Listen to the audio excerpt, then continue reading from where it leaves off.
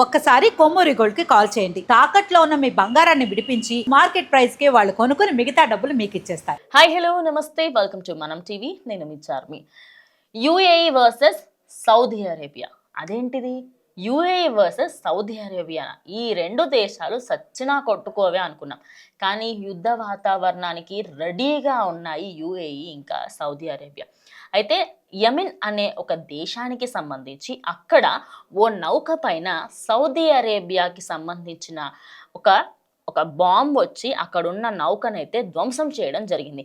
దానికి గల కారణం ఏంటి అని అడిగితే యుఏఈ యెమెన్ని సపోర్ట్ చేస్తుందని, అదేవిధంగా తనకి చాలా మట్టుకి ఏవేవైతే ఆయుధాలు మరియు మనకి అక్కడ యుద్ధ వాతావరణాన్ని అంటే తీర్చిదిద్దే విధంగా వాళ్ళకి కావాల్సిన హెల్ప్ అంతా యుఏఈ చేస్తుంది అని చెప్పేసి ఓ డౌట్తోని సౌదీ అరేబియా ఇప్పుడైతే యెమెన్ పైన అటాక్ చేసింది. అక్కడ బాంబ్ విజువల్స్ చూస్తే మాత్రం భయంకరంగా ఉన్నాయి. అసలు అవి ఇక నిజం చెప్పాలని నేను వెయ్యలేని పరిస్థితి, అంత దారుణంగా ఉన్నాయన్నమాట. గట్టిగా బ్లాస్ట్ అయిపోవడంతో అక్కడున్న ప్రాణహాని ఎంత అయింది ఏంటి అనేది ఇప్పటివరకు ఎలాంటి డీటెయిల్స్ బయటకు రాలేదు. కానీ అక్కడ విజువల్స్ చూస్తే మాత్రం ఖచ్చితంగా ప్రాణహాని అయితే అయ్యి ఉంటుంది అని చెప్పేసి చెప్పుకొస్తున్నారు. ఇప్పుడు మెయిన్ డీటెయిల్స్లోకి వెళ్దాం. అసలు ఈ యెమెన్ అంటే ఏంటి, అసలు ఈ దేశానికి సంబంధించి దాని గురించి మాట్లాడదాం. So UAE, Saudi Arabia, Yemen ఈ మూడు ఇస్లామిక్ దేశాలే.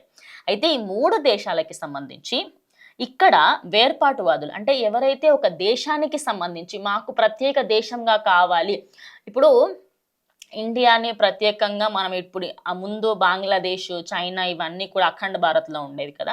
సో అట్లా బంగ్లాదేశ్ మాకు ప్రత్యేక రాష్ట్రంగా కావాలి, చైనా మాకు ప్రత్యేకంగా కావాలి, పాకిస్తాన్ మాకు ప్రత్యేకంగా కావాలని అడిగారు కదా.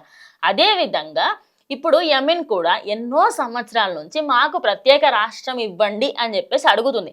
కానీ వాళ్ళకి మాత్రం ప్రత్యేక రాష్ట్రం ఇవ్వట్లేదు. ఇవ్వకపోవడంతో ఇప్పుడు వాళ్ళ సైన్య బలగం, అదేవిధంగా యుద్ధానికి సంబంధించి ఆయుధ బలగం కూడా కంప్లీట్గా ఎక్కువైపోయింది. ఇప్పుడు సౌదీకి ఏంటంటే యుఏఈ వాళ్ళకి సపోర్ట్ చేస్తుంది.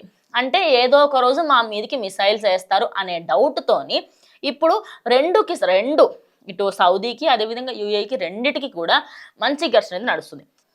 అయితే ఇప్పుడు జరిగిన ఈ దాడులకి సంబంధించి వేర్పాటువాదుల చేతికి ఆయుధాలు చిక్కడంతో ఈ ప్రాంతంలో శాంతికి సంబంధించి అసలు ఎలాంటి శాంతి లేకుండా పోయిందని, అందుకే ఈ దళాలకు సంబంధించి ఈ దాడులన్నీ జరుపుతున్నారని ఇక్కడ సౌదీ అరేబియా అయితే పేర్కోవడం జరిగింది. ఈ దాడులపై అటు యెమెన్ కూడా గట్టిగానే స్పందించింది. సీరియస్గా స్పందించడంతో యుఏఈతో ఉన్న రక్షణ ఒప్పందాన్ని తక్షణం రద్దు చేసుకుంది. అంటే ఇప్పటి వరకు ఇన్ని సంవత్సరాల పాటు ఏదైతే యుఏఈ యెమెన్కి మధ్యలో ఉన్న ఒక రక్షణ ఒప్పందం, అంటే రేపటి రోజు నీకేమన్నా అయితే నా సైడ్ నుంచి నీకు సపోర్ట్ ఇస్తా అన్న ఒక రక్షణ ఒప్పందానికి సంబంధించి నువ్వు వద్దు, నీ పంచాయతీ వద్దు అని చెప్పేసి కంప్లీట్గా తీసేసుకుందని అనమాట. ఈ నిర్ణయం తీసుకున్న తర్వాత యెమెన్ కౌన్సిల్కి సంబంధించి అక్కడున్న మెయిన్ హెడ్స్ వాళ్ళే ప్రకటించడం జరిగింది. ఈ మేరకు కంప్లీట్గా టీవీలో వాళ్ళు వచ్చి ఇదండి పరిస్థితి, ఇలా జరిగింది అని చెప్పేసి చెప్పారు. First and foremost thing UAE దీనికి సంబంధించి అసలు ఎలాంటి రెస్పాన్స్ ఇవ్వలేదు. కానీ దాని తర్వాత కొద్దిసేపటికి కంప్లీట్గా డీటెయిల్స్ అయితే బయటపెట్టిందన్నమాట. ఎస్, అక్కడ మేము వాళ్ళకి సరఫరా చేస్తున్నాము, కాదంటలేము, కానీ ఈ దాడులకి మాకు ఎలాంటి సంబంధము లేదు అండ్ అదేవిధంగా మాకు అక్కడ యుద్ధ వాతావరణం ఏమీ లేదు అని చెప్పేసి క్లియర్గా చెప్పేసింది అనమాట. అదే కాకుండా తమ భూభాగాన్ని 24 గంటలు విడిచి వెళ్ళాలని ఆదేశించారు. అయితే యెమెన్లో ఉన్న యుఏఈ దళాలు అంటే కంప్లీట్గా అక్కడ ఉండే వ్యక్తులు కానివ్వండి వాళ్ళందరికీ సంబంధించి 24 గంటలలో ఇక్కడ నుంచి మీరు వెళ్ళిపోండి, ఇంకా మొత్తం ఖాళీ చేసేయండి అని చెప్పేసి చేశారు.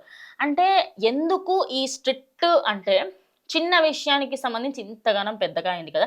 రేపటి రోజు ఖచ్చితంగా ఈ మూడు దేశాలకు సంబంధించి యుద్ధ వాతావరణం వస్తుంది. సౌదీ అరేబియా కానీ లేదా యుఏఈ కానీ ఎప్పుడు కూడా ఓ యుద్ధాన్ని ఎస్ నేను ముందు ఉంటాను అని చెప్పి ఎప్పుడు కూడా ఒక యుద్ధం ప్రకటించిన దాఖలాలు యుఏఈకి లేవు. అందువల్ల చాలామంది ఏంటంటే యుఏఈ ఇందులో భాగస్వామ్యం అవ్వదు అనుకుంటున్నారు. కానీ ఇక్కడ సౌదీ అరేబియా టార్గెటే యుఏఈ అన్నట్టుగా తెలుస్తుంది.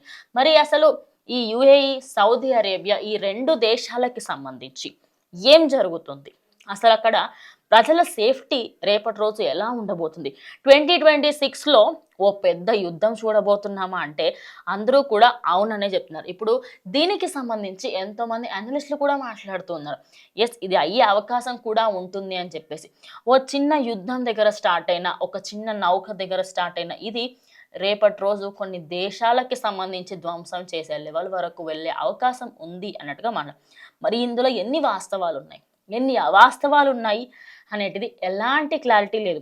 జస్ట్ అక్కడ జరిగిన ఆ ఇన్సిడెంట్ ప్రకారంగా ఇప్పటివరకు అయితే వస్తున్న వార్తలు ఇవి.